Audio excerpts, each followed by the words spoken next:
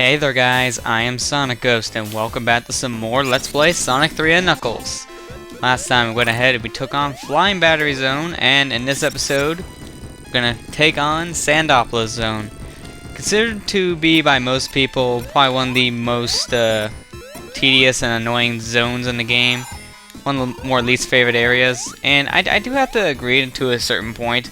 Yeah, Sandopolis, it takes a long time to get through, which is probably why it's only going to be this video. But it's a long, drawn-out area, I do have to admit that, and whenever I play the game, it's one of the areas I don't really look too forward to playing. I mean, I don't mind Act 1. Act 1's perfectly fine for me. In fact, it has some nice little gimmicks here and there I do like.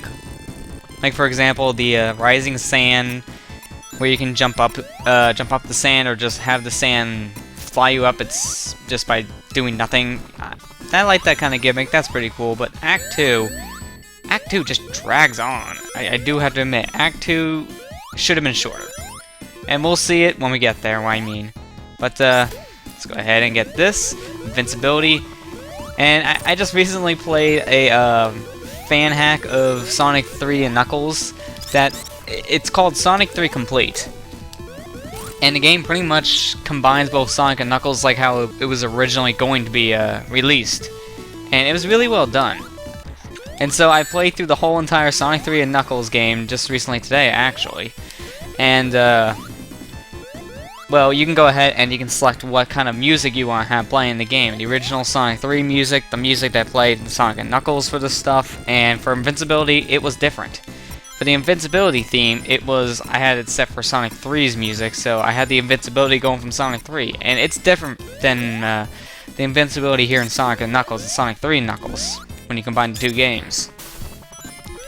And I do like Sonic 3 Complete. It's a good game, and if I ever do a Tails run of this game, I think I'm probably going to use the Sonic 3 Complete ROM hack there. I'm going to use that probably just to show off both Tails there and Easy Mode, because I didn't have too much time today to play the whole entire Sonic 3 again.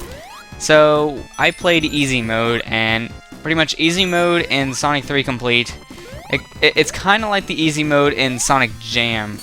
I don't know if it's the same exact thing from like Sonic Jam, because I know it has easy modes. I haven't seen all of it. I've seen the easy mode of Sonic 2 from Sonic Jam, but I can't say about any other game on the collection.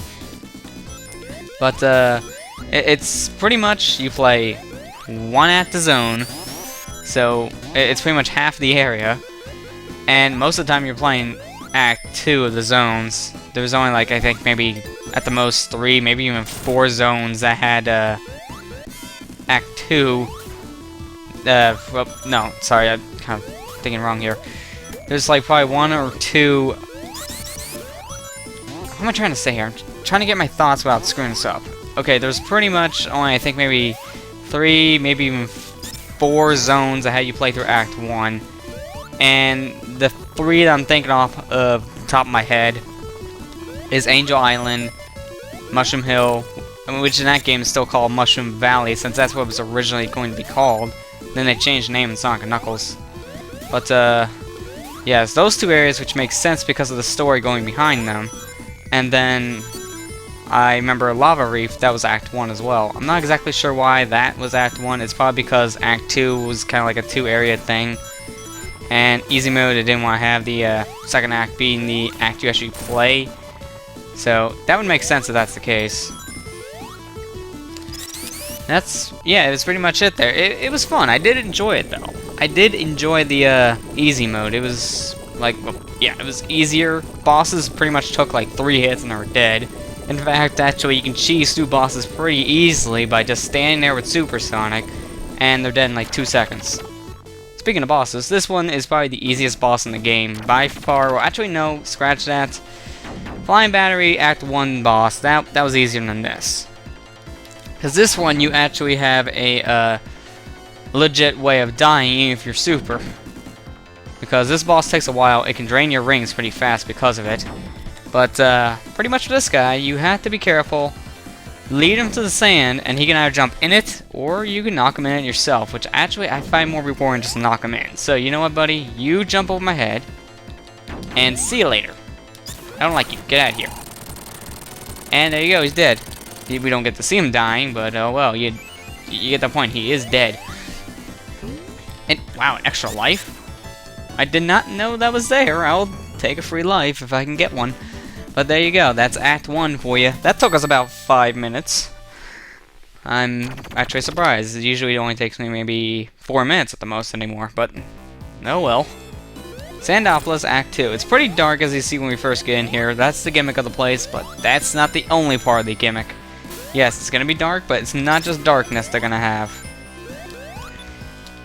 I was actually surprised when I played the easy mode of Sonic 3 Complete here because, well, in that game, you go ahead and play through Sandopolis Act 2, and I was surprised about that because, well, Act 2 is a little harder and, well, much longer than Act 1, so I thought for sure they were going to just use Act 1, but no, they didn't. They used Act 2.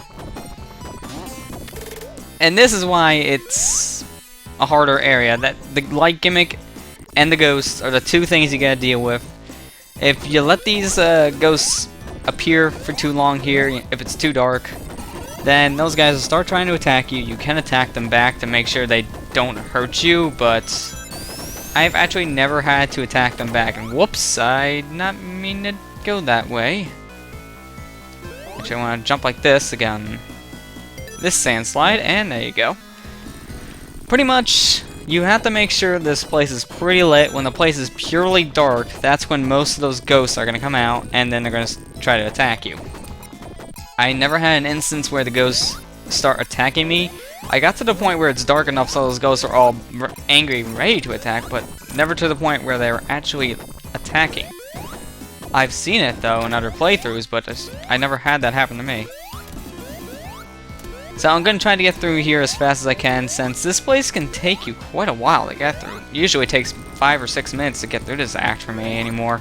Just simply because it's a long, drawn-out level. It really is.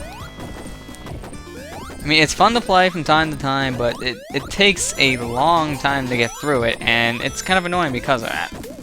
So, with Hypersonic here, we're going to go ahead and try to fly through this level as fast as we can, and if you're Super or Hypersonic, then, well, no need to worry about these ghosts anymore, because even if to the point where they're going to attack you, you're invincible, so they can't do a single thing about it. They can't hurt you. Alright, if I had a little more sand here. Thank you. Pretty much here you have to go ahead and hit those little, I don't know what exactly to call that. I guess it would be like a cork in the wall or something that holds the sand. Hit that, and now release the sand. By doing so, we'll rise the level of the floor here, with the sand levels. And, you know what, I'm going to hit this just for precaution. It just makes it easier to see, even if you don't need the light because you're invincible with super or hyper forms. It just makes it easier because, well, you can see things more clearly. I don't like playing areas in games that are just pitch black. It's pretty annoying, especially in, like, these first-person style games where they do that to you, because then you can't see anything. And I hate it when they do that. I honestly do. And if I can hit this switch today, that'd be nice. There's a life that is left, but I don't need it. I have plenty of lives. Alright. I'm pretty much breezing through this part. This is probably one of the parts that take you the longest amount of time to get through. But because I have Hypersonic here with the extra little air dash, that was a lot faster to go through. If I was playing this normally, that would take me a lot longer to go through, and even with Supersonic, that would still take me longer to go through. So I pretty much sped through that section. And that's why I want to get this done in place as fast as I can. That's how I'm planning on doing it, because of Hypersonic. One thing, bringing up Sonic 3 Complete again, I know, but one thing about that version of Sonic 3 and Knuckles here that, well, about its easy mode more or less, that kind of threw me off guard at first was, in the easy mode of Sonic 3 Complete, you can only get the Chaos Emeralds from what I've seen. I played Sonic and Tails, that's why I played. I need to do a Tails run of the game, probably also a Knuckles run, just get more familiar with Knuckles anyways. But, yeah, I mean, I was surprised about that. You didn't need to go and collect these Super Emeralds, and you still get the good ending, because all you need is at least the Chaos Emeralds to get the good ending, but I prefer the Super Emeralds. And, you know what, let's cheese the boss. There, we didn't even hear the boss music play. That's how fast we took that one on. So let's see, that was about maybe 10 minutes or so. So I guess that's a good stopping point. And I think I'll continue more of my Sonic 3 complete talk in the next episode, because I've been talking about that a lot. So next time, let's play Sonic 3 and Knuckles. We're taking on Lava Reef Zone. I'll see you guys next time.